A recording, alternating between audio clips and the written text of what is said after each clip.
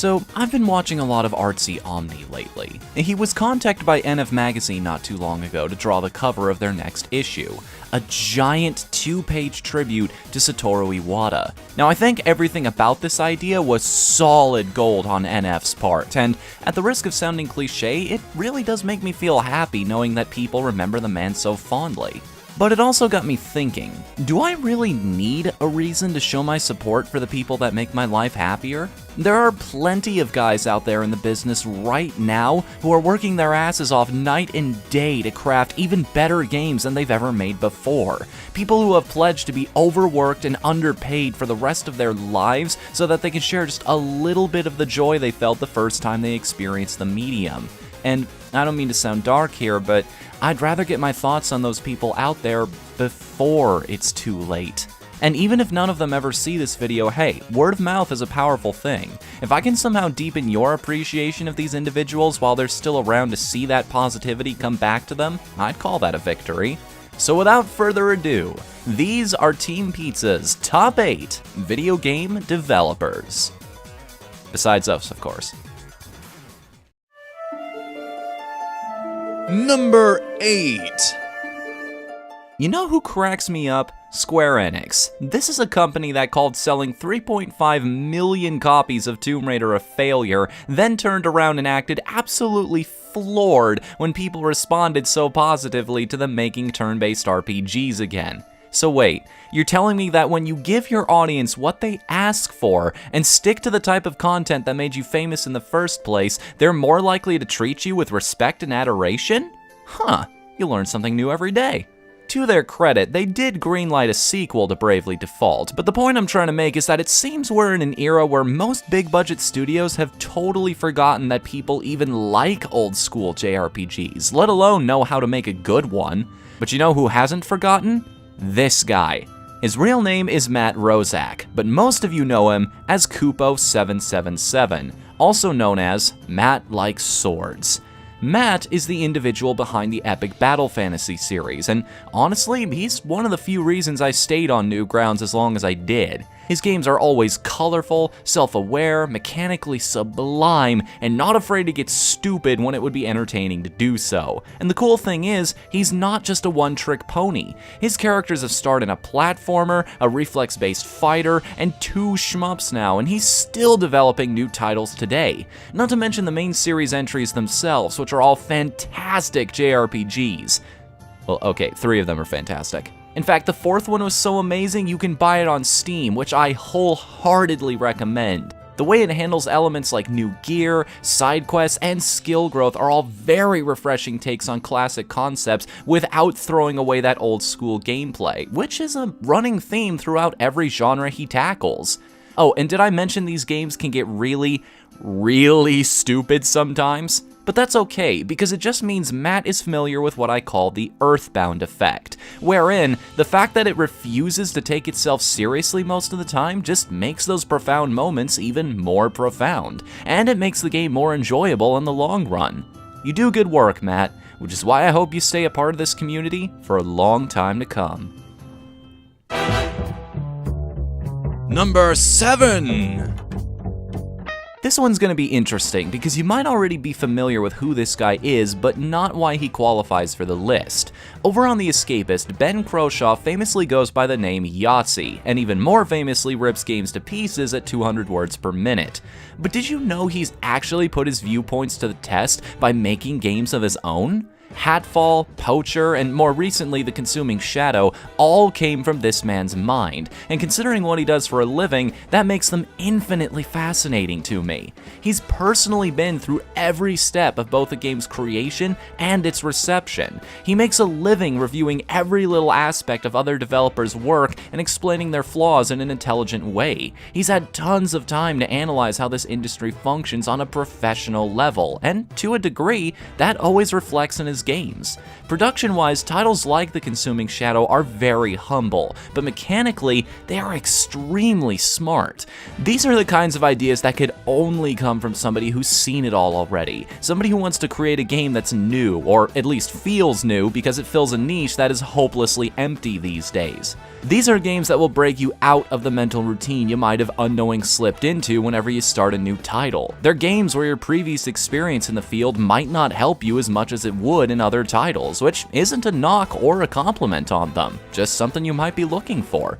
As the years go by, both Ben's videos and his games have continued to entertain, and as he perfects his craft even more, I can't assume that's ever going to change. Number 6. If you've been following me for a while, you probably saw this one coming. I've said it once and I'll say it again. George Kamitani is the freaking man. It's because of him specifically that Vanillaware is my favorite Japanese development studio ever. And before you ask, yes, I do realize the gravity of what I'm saying there. His games are absolutely stunning works of art, and I don't just mean that by how they look, they are mechanically beautiful. To this day, there's no other title on the market that feels like Odin Sphere. Nothing that captures that magical and satisfying appeal that keeps you going even when it starts getting tough. And that's not to say the art outshines the gameplay, however, or vice versa. If anything, the fact that Vanillaware can still make a game look this good when the action can get this intense at times is a huge testament to their skill. But that's not my favorite part about George. What really sets him apart from other devs is that he has a sense of humor. If you're not aware, a while back, Jason Schreier talked nonsense in a Kotaku article about the then upcoming Dragon's Crown. I'll put a link to the original piece in the description for the sake of fairness, but long story short, it was a load of clickbaity gibberish, all culminating in him openly claiming that George Kamitani had the artistic sensibilities of a 12-year-old. Now, if I was in George's position, I would have been rightfully pissed at this guy. He could have blacklisted the entirety of Kotaku for running this piece, and nobody would have faulted him for it. Instead, however, he responded with this picture, saying, quote, "It seems Mr. Jason Schreier of Kotaku is pleased also with neither Sorceress nor Amazon. The art of the direction which he likes was prepared." I'm a bit of a fan. Just throwing that out there. You know, in case me buying an entire console explicitly so I could play Princess Crown didn't make that clear enough. But in my opinion, if there's anyone out there worth admiring just off their talent alone, George Kamitani could very well be it.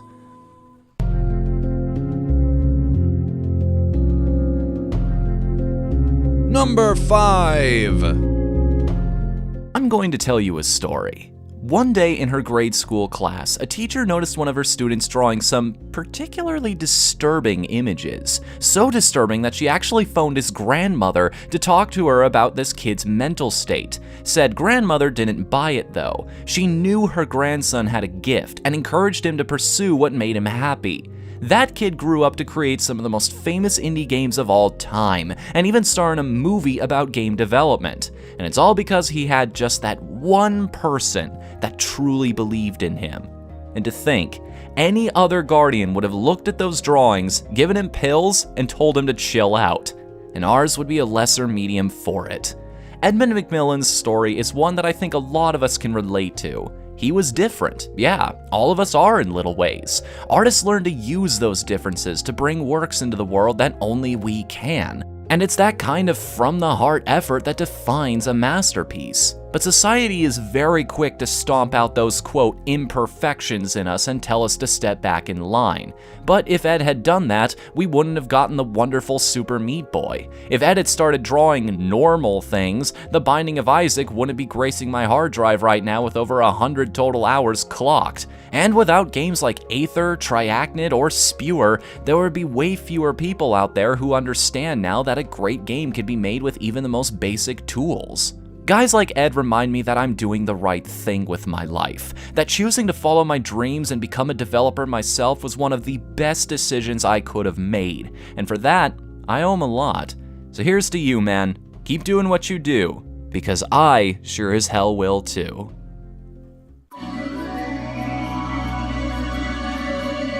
Number 4. Beepity beepity doo, beepity beepity beepity doo, beepity beepity doo, beep. Boop. Oh. I'll give you that one, I definitely did not expect that.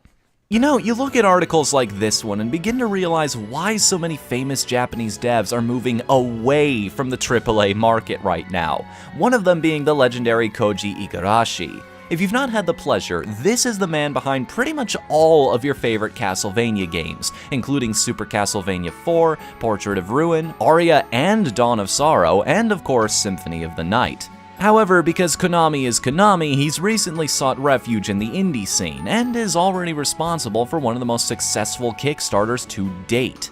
Now, like many people, I have a lot of love for Castlevania, but that's not the main reason I like Iga so much. Doing a Kickstarter meant everything about this project had to be in the open for people to see, including the individuals behind it.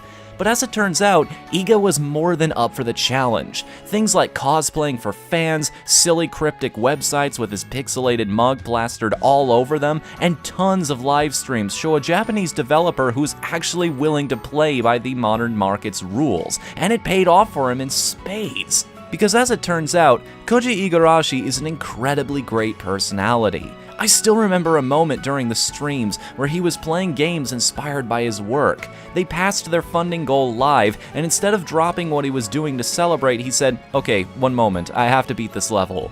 He reminds me of me, someone who thrives in this medium and enjoys every aspect of their work. And once you start listening to him describe the creative process in some of his Ask Iga videos, you start to realize just how much he gets it when it comes to video games. With him behind the wheel, there's no doubt in my mind that Bloodstain has a world of potential going for it, and I sincerely hope it lives up to every single bit of that.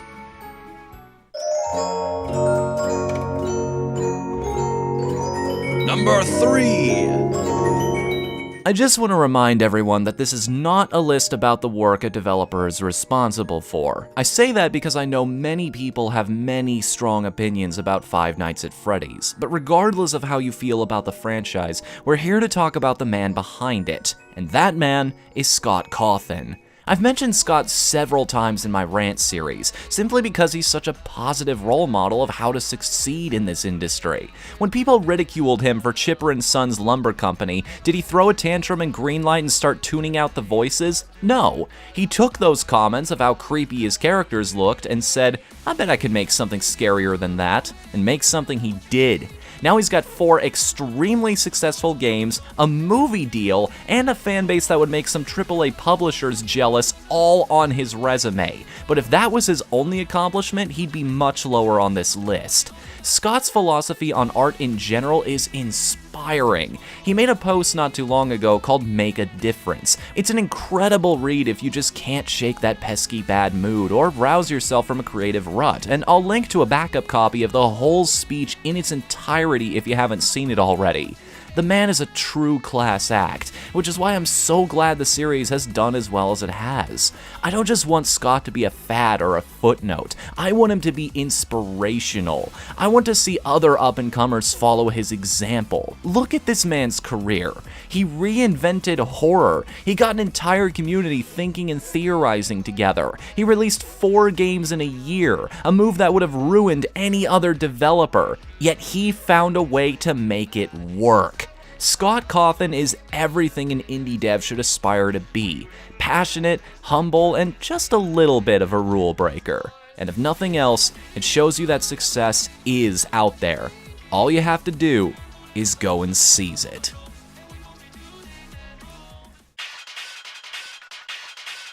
Number 2. Yeah, speaking of people who don't like to follow the rules, how can I not talk about Hideo Kojima? You guys know me by now. You know my love for anything and everything that's self-aware and meta, and this was the man who practically pioneered the ways to apply those qualities to a video game. Kojima's understanding of this medium and how it works is almost superhuman. Psycho Mantis' mind tricks, Raiden's existence, the story of MGS5, these are all things that could have only worked in video games, or at least only only affected us as much as they did because they were portrayed in an interactive way. And let's not forget about PT either. If the rumors were true about the direction Silent Hills was going in, he and Guillermo del Toro were on track to create one of the most definitive horror games ever made. And even with that project falling through, we were still left with something that was so well designed that using a walkthrough feels like the way it was meant to be played. Kojima games are designed to challenge you, and not just in the definition of gameplay. They always employ clever ways to hook you in and blow your mind when you least expect it. They have entire mechanics based around a simple desire to give their audience an experience no other game is willing to deliver. You could legitimately learn things by analyzing these games and why their unique tricks work as well as they do. And it's all thanks to a man who never settles for just a game. Hideo Kojima is a master, and whatever he does next, you can be damn sure I won't be far behind.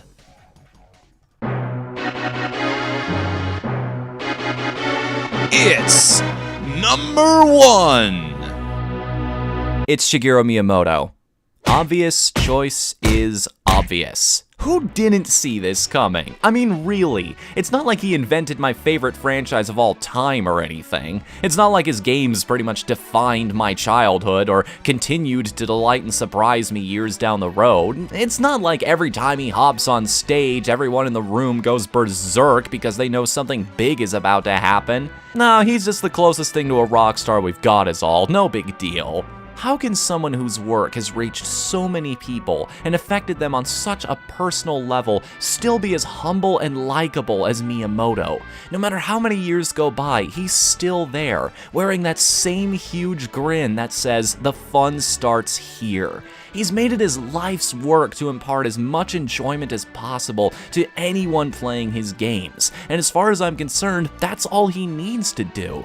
He's like the cool uncle of the game industry, the best friend that always livens up the party when he shows up. He's always got wonderful ideas handcrafted with simple joy in mind, and whenever you see him in his element, you just know he belongs. He still has that look in his eye, that childlike wonder at the thousands that cheer when he so much as talks about games. And again, is it any surprise? I mean, when you look at the production notes for Super Mario Bros., it quickly becomes clear that he understood what made games great long before anyone else did. Hell, it's honestly hard to tell whether the medium just works the way it does and he just caught on to it quickly, or if he set the standard and we're all just trying to follow suit.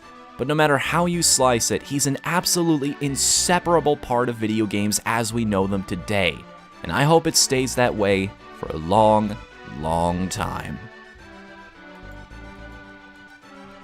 Hey everybody, thank you so much for watching. Who's your favorite developer? Is it someone I mentioned or callously forgot to include? I'd love to find out in a comment, but if you don't feel like leaving one, perhaps some of my other videos will prove to be more worth your while. Like my top 8 fan games list, or my rant on repetition in games and how harmful it can be to your design. We also have a gameplay channel where we're currently playing through both Psychonauts and Undertale, so please give that a look sometime. Follow me on Facebook and Twitter to hear more of my mad little musings in 150 characters or less, and please be sure to subscribe so you can catch a new countdown like this one every single weekend.